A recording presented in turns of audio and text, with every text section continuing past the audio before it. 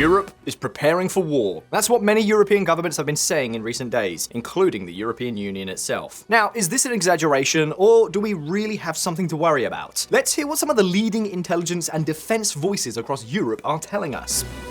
We hear threats from the Kremlin almost every day, so we have to take into account that Vladimir Putin might even attack a NATO country one day. Our experts expect a period of 5 to 8 years in which this could be possible.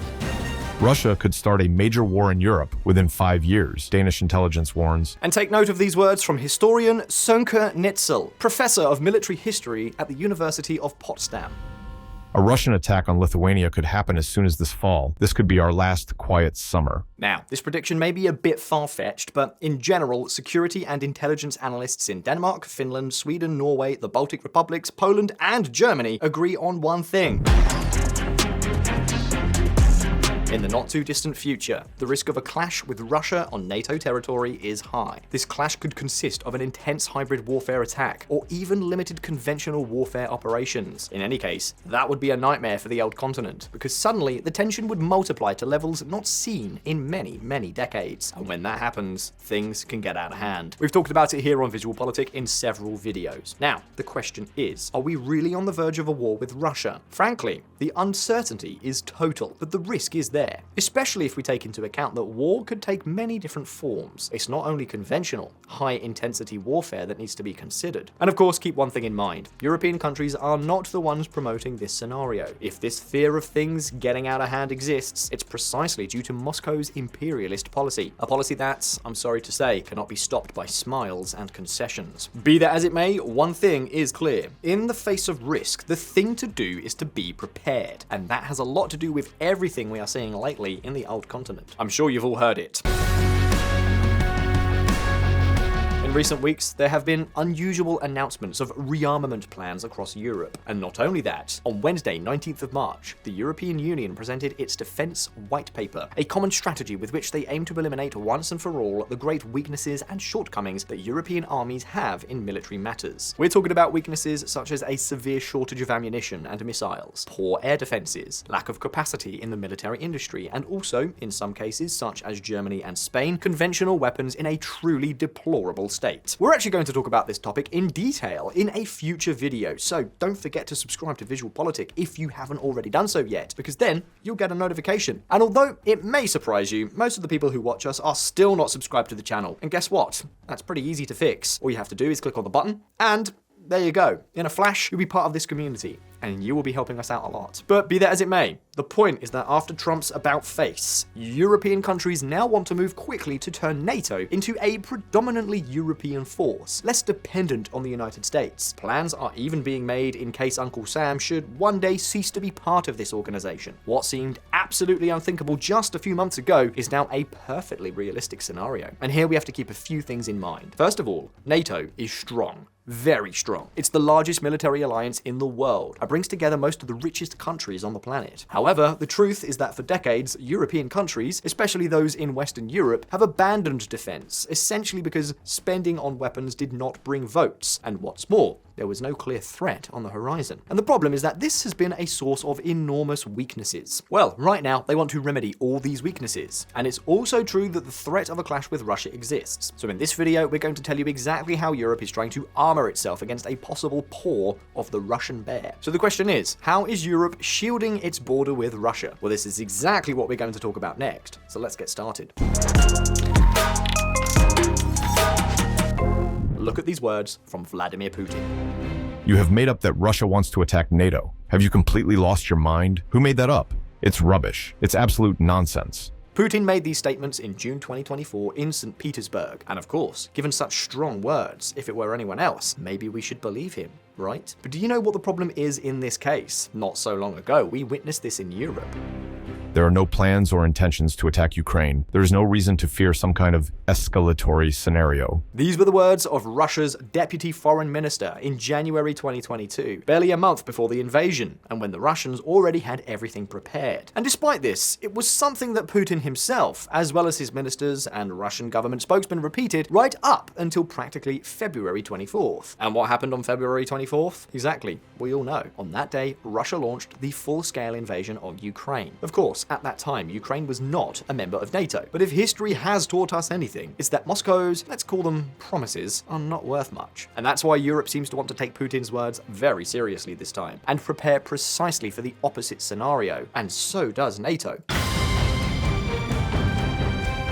In fact, here on this channel, we already told you how the appointment in May 2024 of an economist like Belousov as Minister of Defense essentially meant one thing. Moscow's priority is to recover arms production in order to rebuild its military capabilities as soon as possible. And not only that, with that move, Moscow also made clear its intention to merge much more civilian industry with the armed forces. For what purpose? Well, in the short term, logically, to support the war effort, and also to adapt to the new combat methods that have been developed in Ukraine. For example, drone warfare. But take note, because the appointment of this economist was not only intended to have short-term consequences. If we look with a little more perspective in time, we will see that it's also a plan to establish an engine that is capable of generating employment and fueling the Russian economy while fulfilling Putin's desires for strength. Note this news item from before Belousov held the defense portfolio. Belousov, National Project for Development of Unmanned Aircraft Systems, will start operation in early 2024. VisualPolitik community, the problem is that this war economy and this strong industrial military cluster that Russia is building is perhaps not the most technologically advanced in the world, but it will allow the Russian armed forces not only to restore its strength, but also to do so with everything it has learned in Ukraine. And the point is that when you have war machinery in place with so much force, tyrants are often tempted to use it, and that's obviously a problem. Without going any further, drones have become one of the main pieces of combat equipment in the Ukrainian war. And now both Russia and Ukraine are fighting to manufacture more drones than the other. And as you can imagine, all this is of great concern in Europe. Just think that a massive attack with thousands of drones could cause great damage to critical infrastructure in a very tense moment. And so other countries like Latvia are understandably taking note. In fact, we had the opportunity to talk about all this and much more with Baiba Braja, Latvia's Minister of Foreign Affairs. And keep in mind that Braja was also NATO's Assistant Secretary General for Public Diplomacy between 2020 and 2023, so she knows this alliance inside out. And that's why, at the latest Munich Security Conference, we wanted to chat with her in the YouTube studio. VisualPolitik community, we're talking about one of the people who knows the most about what the Russian threat entails, as their country, Latvia, is one of the Baltic countries that is in the spotlight. Well, as I said, we talked about their plans regarding drones and how to protect themselves from this new massive Russian threat, something that several European countries intend to take great care of by establishing a large international coalition of allies to develop and manufacture their own drones. Listen. It's a big drone coalition. We just had a new member, Norway, joining, so it has now more than 20 countries, I believe, or 30 countries in it. I would have to update myself. But the whole point of it is to put our knowledge resources, money together to provide Ukraine with what it needs, but also to upgrade our own industries. Because so much of the defense technology today is dual use. The objective on the military battlefield is to eliminate enemy's tanks. Yes, it can be done by artillery, but it can also be done by armed drones.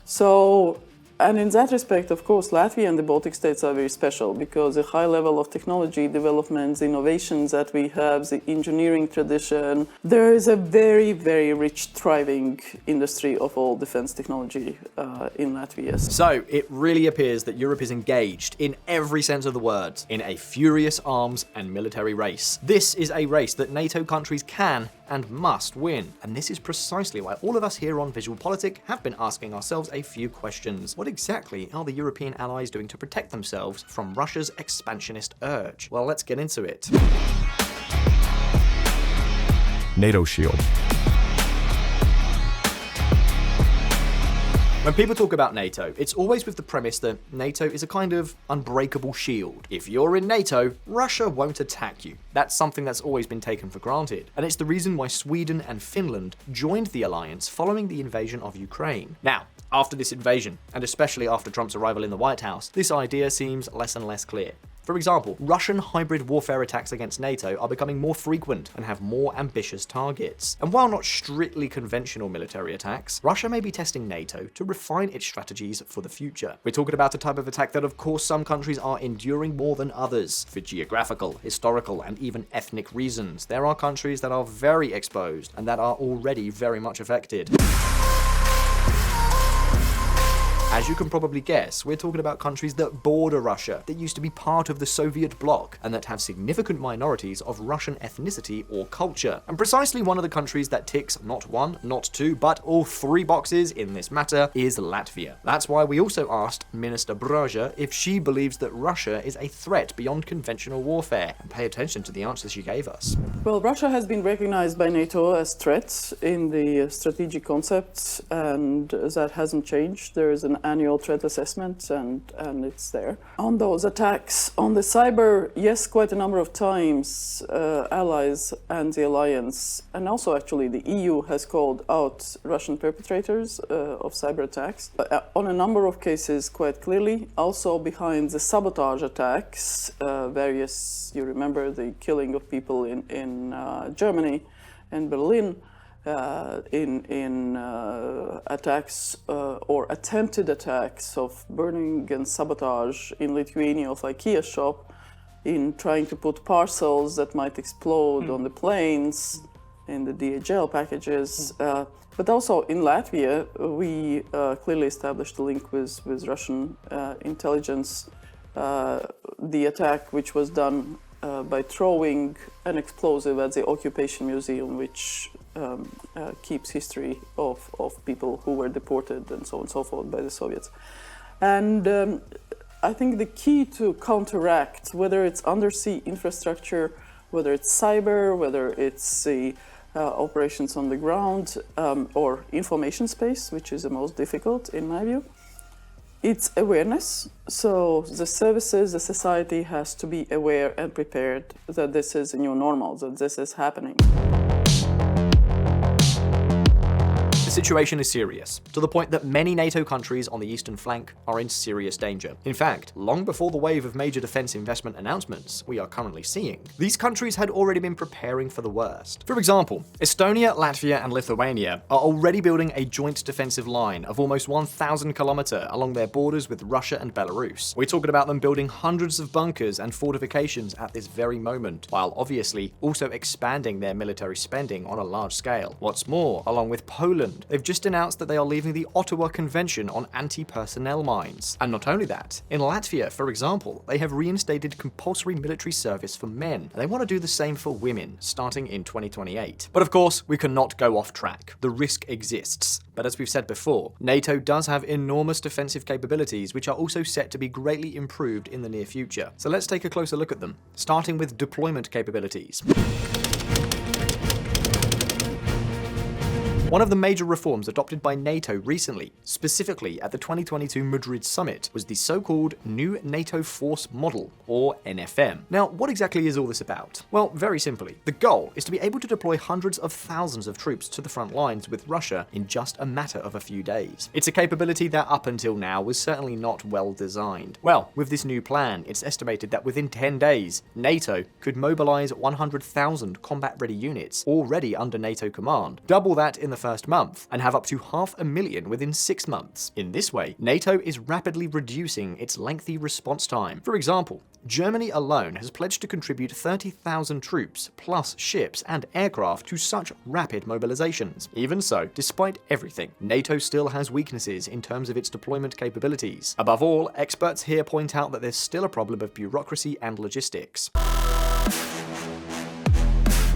On the one hand, in the event of a conflict, Allied command operations would not be able to activate this entire defensive structure without the approval of the North Atlantic Council. That means it would first have to go through an assembly and a vote that could take days, giving some leeway to any aggressor country, in other words, Russia. And with respect to the logistics chain, NATO also has problems. With the exception of the United States, any other ally has to deal with dozens of permits to be able to transport its weapons systems and troops to different areas, from one part of the alliance to another. Think of it as if there were no Schengen zone, and that is a major drawback. Even if Article 5 of collective defense were to be activated, movements would be accelerated, but it would still be necessary to apply for a lot of permits. Let me say again, a free and automatic transit of troops is not included, even in the event of serious threats. And so now, countries like Poland, Germany, and the Netherlands are already trying to resolve this. Check it out.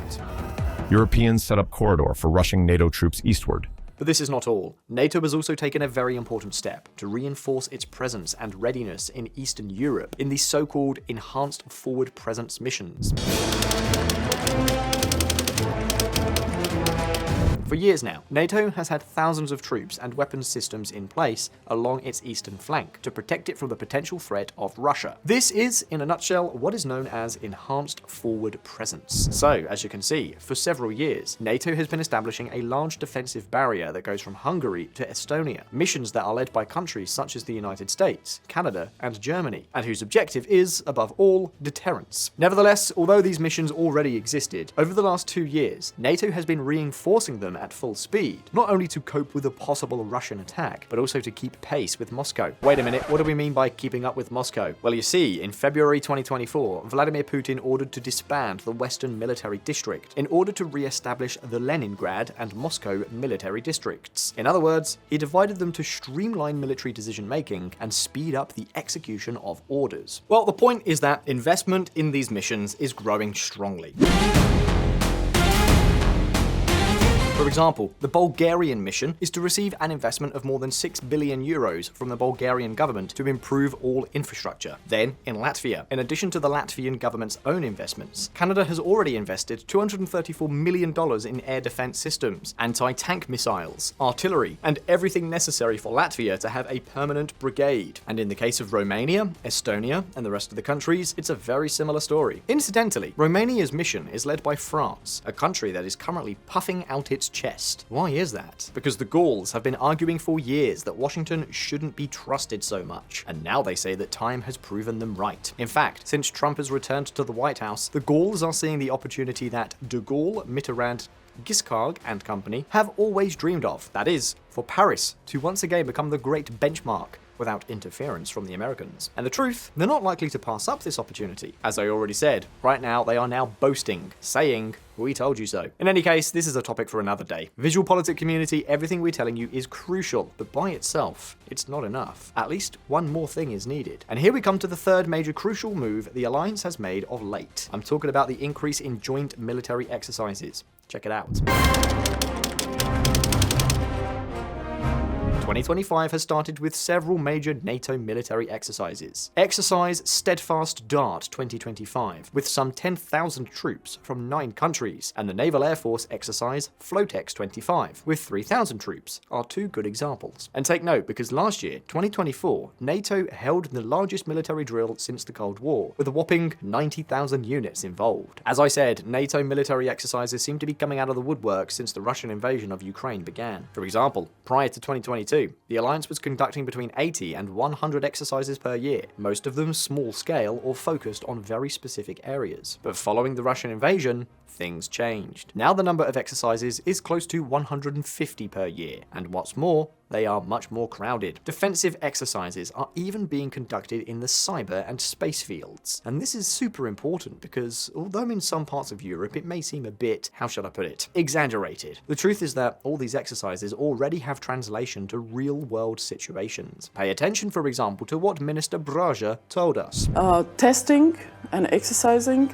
So as with that subsea cable that was just damaged on 26 January, it was within hours. The ships who were nearby were identified, they were approached, some by NATO ships, some by other navies.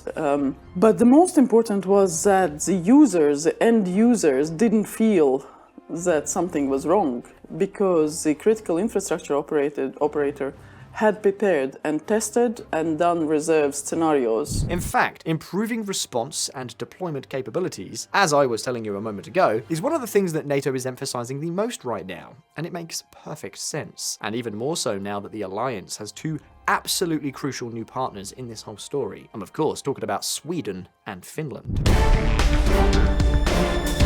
The new NATO Sea. Imagine you are Vladimir Putin. You wake up one morning, have a strong cup of coffee, and go to check the intelligence reports. One fine day, you learn that Sweden and Finland, 2 countries that, until recently, were more or less neutral, have finally decided to join NATO. This is certainly not good news for you.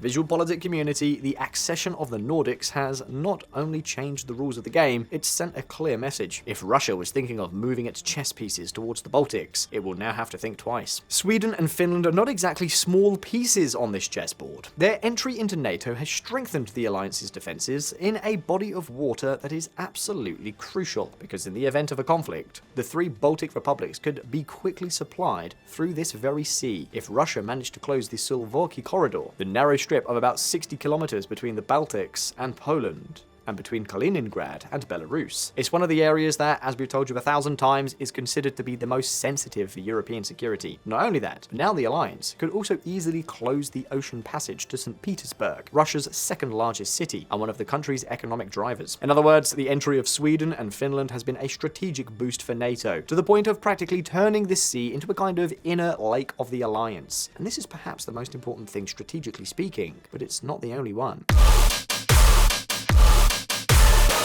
Don't forget, Finland also has one of the longest borders with Russia. We're talking about no less than 1,300 kilometers of potential trouble spots. In fact, that's precisely why this country, of just over 5.5 million inhabitants, even has a male military draft, with the aim of being able to mobilize 300,000 reservists at the snap of a finger. Yes, it's all a matter of neighborliness with Russia. Even the Nordics have to get serious. And it's not just Finland. Something quite similar is happening in Sweden. The land of ABBA and flat pack furniture, that is sometimes not as easy to assemble as they claim, has a total defense plan that requires all citizens between the ages of 16 and 70 to help prepare for war. And this can be either with military service or by supporting emergency services and logistics systems. In other words, the inclusion of these two countries has allowed NATO to gain a great deal of deployment and rapid mobilization capacity. However, it's not only a question of quantity, but also of quality. Along these lines, Finland has one of the most extensive artillery firepower in Europe, with more than 1,500 pieces both towed and self-propelled, among which we can find about 100 multiple rocket launchers. Long ago, this country opted for the so-called artillery deterrence because its territory, full of forests and lakes, allows artillery to be used very effectively to slow down the enemy advance and maximise the effectiveness of fire. So artillery offers Finland and now NATO as a whole a great deterrent capability at a fairly low cost through howitzers like the modern South Korean K9. So what would happen if Russia decided to launch a military operation or a hybrid warfare operation against the three Baltic republics? Would it really dare to do so? Well, we also asked Latvian Baiba Braja about this, and her answer was quite a message to Russia. Is NATO in danger? I mean, we are NATO member states, so I don't believe Russia has intention to attack NATO. That would be quite a different type of war. And NATO is strong, so, you know, the sort of new type of war between the NATO alliance and Russia would be what Russia is facing. Well, I think the message is clear, don't you? But let's imagine for a moment this scenario, and Russia decides to cut off the Suwałki corridor. Well, let's see. Any operation in the Baltic would then have to face a response from multiple directions. And now, thanks to the efforts made in recent years, and especially to the accession of Sweden and Finland, NATO forces could be rapidly deployed from the north, west, and south, thus putting pressure on Russian troops from all fronts. But hold on a minute, because this is not the whole story. Beyond a possible hybrid or conventional warfare land operation, the fact is that the Baltic is also a very important submarine battlefield. Keep in mind that these waters are very shallow, and that they are full of critical infrastructure, such as communication cables and gas pipelines. So what's the problem? Well, the threat of sabotage from Russia is real, as Braja has already told us. But here, too, Sweden's entry into NATO has been a blessing, especially for the island of Gotland, a strategic point in the middle of the Baltic Sea. Gotland is an island that belongs to Sweden and has been a key piece in the region's military chess game for centuries, and of course, it still is. Well, with Sweden's entry into NATO, not only has the alliance's ability to deploy and maintain forces in the Baltic increased, but Gotland also offers a forward position, from which to monitor and control maritime and submarine traffic in these waters. And not only that, it also acts as a natural barrier, as this island divides the sea into two corridors, making any offensive operation much more difficult. And the truth is that since Russia invaded Crimea in 2014, Sweden has reinforced its defenses on Gotland, and not just a little. Be that as it may, what is clear is that NATO, and above all the European force of this organization, has been considerably strengthened in the more than 3 years that have passed since the outbreak of the war in Ukraine. Most importantly, this effort will continue with or without the United States, because as we told you at the beginning of this video, Europe is already preparing very extensive rearmament plans to address all the defense weaknesses it has been abandoning in recent years. But as I mentioned, we'll be talking about this in an upcoming video here on VisualPolitik, so don't forget to subscribe to the channel if you haven't already done so. So, there you have it. In this video, we've told you what plans the European armies are carrying out to protect the eastern border from a possible Russian aggression, particularly with regards to the 3 Baltic republics and the Baltic Sea, which are currently considered the most security-sensitive areas of the old continent. But having said that, the question remains, do you think the efforts being made by the European armies to catch up are really significant? To what extent do you think the threat from Moscow is real? As always, leave us your impressions in the comments and let's start a debate. And if you like this video, don't forget to like and subscribe to VisualPolitik if you haven't already done so. It's free, and you won't miss anything that's coming up. As always, thank you very much for watching. All the best. I'll see you next time.